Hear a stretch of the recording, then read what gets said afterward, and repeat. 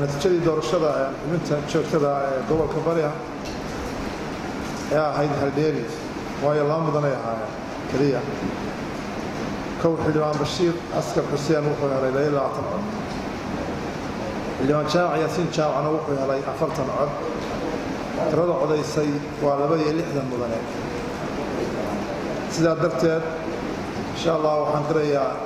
inuu ku guulaysto xubintii joogtada ahayd ee gobolka Bari mudane Jaamac Yaasiin Jaamac natiijadii doorashada xubinta guddiga joogtada ee gobolka Bugaa kursiga koowaad tirada codaysay tirada mudanayaasha ee codaysay waa 63 mudane kow xildhibaan Aweys Axmed Sacdeeye wuxuu helay 16 cod xildhibaan Cabdiqani Abshir Jaamac wuxuu helay 40 cod waxaan qirayaa inuu xubintaa ku guulaystay guddiga joogtada ee gobolka Bugaa kursiga koowaad mudane Cabdiqani Abshir Jaamac بسم الله الحمد لله الذي كفى به نستعين على امره وصلى الله على نبينا محمد وعلى اله وصحبه اجمعين natiijada doorashadii xubinta guddiga joogtada ee gobolka Bugaa kursiga labaad tirada codaysay mudanayaasha waa 63 cod xildhibaan Cabdilaahi Saciid Axmed wuxuu helay 14 cod xildhibaan Fuaad Abshir Axmed wuxuu helay 48 cod waxaa xumaaday 1 cod saasay ku qodaan tiradii mudanayaasha 63 sidaa darteed waxaan qirayaa inuu ku guulaystay kursiga ama xubinta guddiga joogtada ee gobolka Bugaa kursigiisa labaad mudane Fuaad Abshir Axmed بسم الله الحمد لله الذي كفى به نستعين على امره وصلى الله على نبينا محمد وعلى اله وصحبه اجمعين natiijada doorashadii xubinta guddiga joogtada ee gobolka Bugaa kursiga labaad tirada codaysay mudanayaasha waa 63 cod xildhibaan Cabdilaahi Saciid Axmed wuxuu helay 14 cod xildhibaan Fuaad Abshir Axmed wuxuu helay 48 cod waxaa xumaaday 1 cod saasay ku qodaan tiradii mudanayaasha 63 sidaa darteed waxaan qirayaa inuu ku guulaystay kursiga ama xubinta guddiga joogtada ee gobolka Bugaa kursigiisa labaad mudane Fuaad Abshir Axmed هذا وبالله التوفيق والسلام عليكم بسم الله الحمد لله رب العالمين والصلاة والسلام على رسول الله صلى الله عليه وسلم halkan waxaan ka mas'alaynaa xubnihii toddobada ahaa oo ay soo gudbiyeen gobolladu iska soo waafaqeen xubnaha soo kala ahaa kow Jaamac Cabdulle laba Cawil Xasan Daar saddex Muuse Saciid Xasan afar Cabdilcasiis Saciid Maxamuud shan Cabdiraxmaan Diriye Carab lix Nimco Cabdi Caarshe toddoba Cali Axmed Saar tirada codaysay xildhibaanada fadhiyay 57 ayay ahayd 56 baa ogolaaday una cadeeyey ansixiyey 7 diin ma jirto aamusna waa mudane waxaan markaa qirayaa insha Allah in xubnahaasi yihiin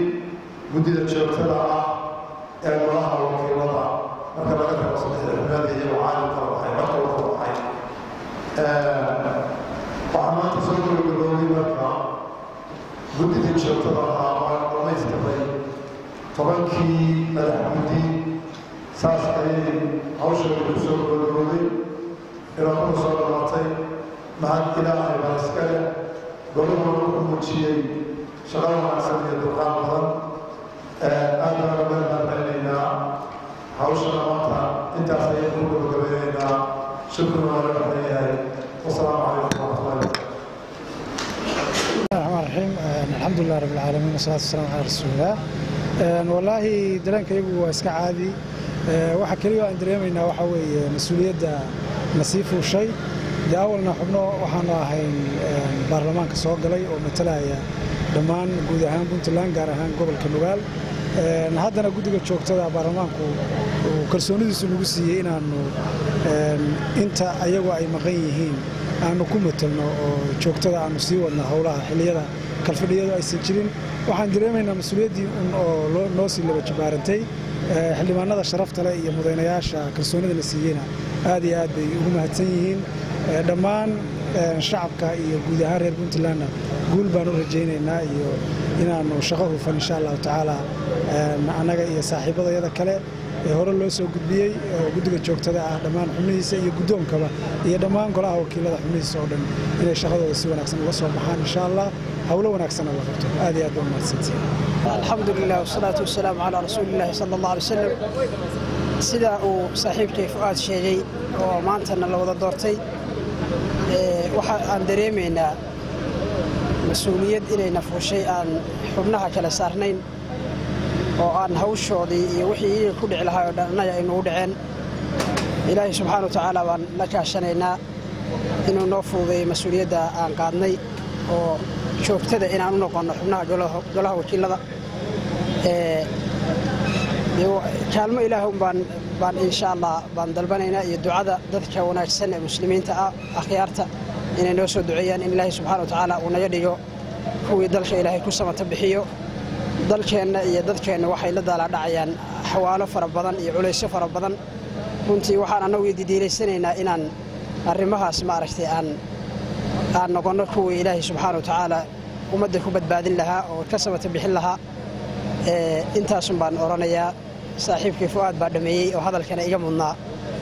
waan salaamaynaa dhammaantiin. aad iyo aad mahadsantihiin marka hore salaamaya marlabaad waxa guddiga joogtada ah sida ku cad xiroosaadka golaha wakiilada baarlamaanku wuxuu yeelanayaa guddi joogta guddiga joogtada waxa weeye marka baarlamaanku xiran yahay ama fasaxa uu yahay waxay sii wadayaan hawlihii golaha wakiilada waa golihii wakiilada oo yar waxay sii ansixinayaan wixii xeerara loo baahdo waxay si asbuuclaha ay u shirayaan oo arrimaha dalka u falanqeynayaan waxyaabaha ka jira arrimaha siyaasadda arrimaha amniga arrimaha dhaqaalaha baarlamaankii oo waxa weeye la soo koobay wuxuuna ka kooban yahay 10 madax guddi iyo 3 guddoonka 13ka iyo xogeyaha oo kaaliya. marka waxa weeye hadda waxa la doortay